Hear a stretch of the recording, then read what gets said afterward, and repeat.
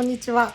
ぽっちゃり体型のファッションエディター高橋かな子です。今回は大人世代にとってちょっと難しいと言われているスウェットについて紹介したいと思います。スウェットを着ると部屋着っぽく見えてしまうっていうのが悩みっていう人は多いんじゃないでしょうか。今時のリラックス感があるスウェットをかっこよく着こなせたらいいなと思っていたんですけども、なかなか難しくっていろいろ悩んできました。そして試行錯誤した結果、いくつかの法則に気づいたので、それをシェアしたいと思います。まず最初にスウェットパンツの NG コーデから紹介していきたいと思います。スウェットパンツを履くときに上もフーディーにしてしまうとかなりカジュアルな感じになってしまいます。いろんなコーディネートの工夫をした結果がこちらです。スウェットパンツはそのまま履いていて、着こなし方、小物の合わせ方で変えてみました。では実際にどんな風にコーディネートしたのか、避けた方がいいポイントと4つのセオリーについて紹介したいと思います。大人がスウェットパンツを履くときに一番大事なことは全身をカジュアルにしないこと。このコーディネートで言うとスウェット以外の全アイテムがカジュアルです。かつ色味もグレーなのでコーディネートにキレがなくってラフすぎる印象に見えてしまいます。コーディネートを少し変えてみました。もしこのコーディネートのグレー×イエローの配色を活かすなら、一番簡単なのはカジュアル要素を一つ減らしてスウェットパンツをきれいめのセンタープレス入りのワイドパンツに変える方が大人っぽくてうまくまとまるんではないでしょうか。つまりカジュアルアイテムときれいめアイテムのバランスをうまく取るということです。ただし今回の企画はスウェットパンツをいかに大人っぽく着るかという話なので、スウェットパンツは残したままそれ以外のアイテムでカジュアルになりすぎないようなポイントをこの後に紹介していきたいと思っています。次はスウェットパンツの色選びについてです。スウェットパンツといえばグレーに憧れる人も多いかもしれないんですけども、グレーはかなり上級者向けの難しい色だなと思います。ラフに見えやすくコーディネートにテクニックが必要です。おすすめは白か黒のパキッとした色です。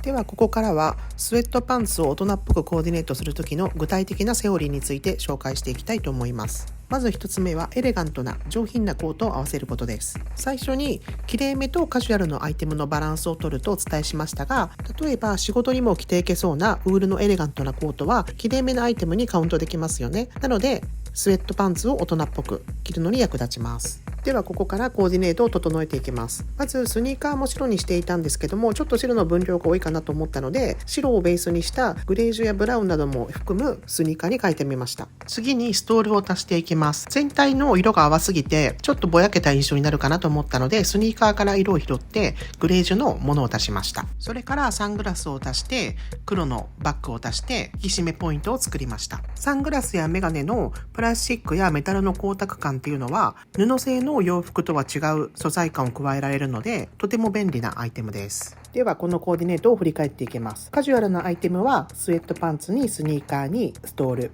そしてきれいめなアイテムはウールのコートにハイゲージのニットに四角いバッグです。スウェットパンツとエレガントなコートというテイストのかなり大きな違うアイテムを合わせるときは、きれいめのアイテムをコート以外に足すっていうこともとても大事です。例えばハイゲージニットの代わりにフーディー、四角いバッグの代わりにリュック、そしてきれいめなアイテムはウールのコートだけだとウールのコートだけが悪目立ちしてしまうので、コート以外にきれいめのアイテムを何点か足してカジュアルときれいめのバランスをとってあげることがとても大事です。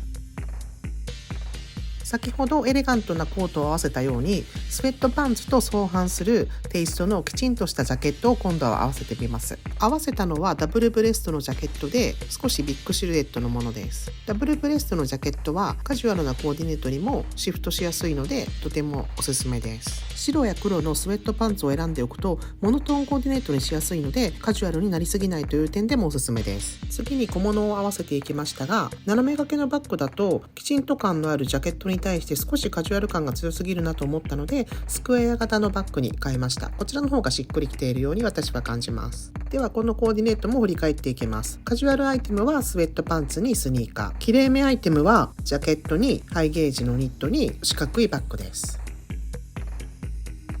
3つ目のスウェットパンツを履く時のセオリーは白のインナーを加えるということです。シンプルにそのままトップス1枚、スウェットパンツ1枚だけを着てしまうとコーディネート感がなくって部屋着っぽく見えてしまいやすいです。ですが1枚インナーを着てレイヤードをするだけでコーディネート感が増すのでおしゃれな印象に見えやすくなります。ではここからコーディネートを仕上げていきます。最初に白と黒のスウェットパンツがおすすめとお伝えしましたが、黒のパンツのメリットは色自体にシャープな印象があるので、全体をカジュアルに仕上げてもラフに見えすぎないところがおすすめの理由です。バッグ以外カジュアル系のアイテムですが、黒のおかげでコーディネートが大人っぽく仕上がります。グレーだとなかなかこう簡単にはうまくコーディネートがまとまらないので、色の選択っていうのはとても重要なことがわかります。小物の選び方でどれぐらいコーディネートをカジュアルに仕上げるかっていうのを調整できるので、いくつかのパターンを紹介してみたいと思います。まずはニットキャップをベースボールキャップに変えてみました。ニットキャップよりは少しだけカジュアル感が減ります。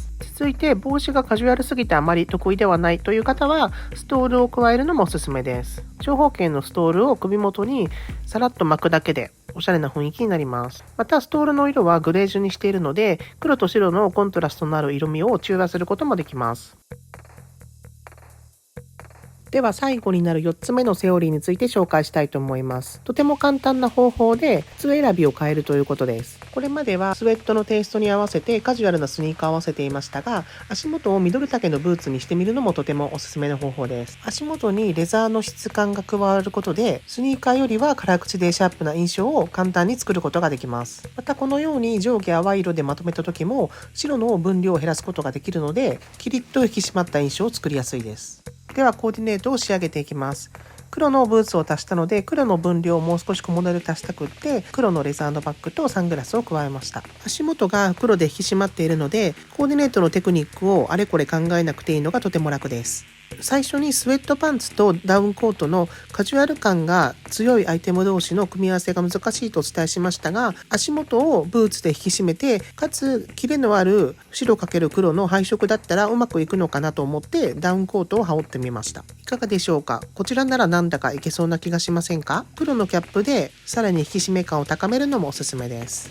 スウェットパンツにダウンのコートを合わせる組み合わせがいけそうな気がしたので、今度は黒のダウンベストを合わせてみました。色を白と黒のモノトーンだけでまとめているので、大人っぽくかっこよく着ることができるんではないでしょうか。帽子なしだとさらに大人っぽく仕上がります。ダウンベストではなく普通の黒のダウンにしてもいいと思います。黒のスポーティーなコートを羽織るのもおすすめです。スウェットパンツもモノトーンのコーディネートならかなりいろんなコーディネートにチャレンジしやすく、おしゃれの幅や楽しみ方がどんどん広がっていきます。スウェットパンツをおしゃれに大人っぽく着る方法いかがでしたでしょうか？アクティブに過ごす日やラフに過ごす日は自由な着こなし方で動きやすさ重視で楽しむのがいいと思うんですけど、スウェットパンツをおしゃれにスタイリッシュに着たい場合はきれいめなアイテムを投入して大人っぽく仕上げたり、キレのある辛口なポイントを作ることでモードにかっこよく仕上げるのがおすすめです。ぜひやってみてください。チャンネル登録といいねボタン押してくださると嬉しいです。バイバイ。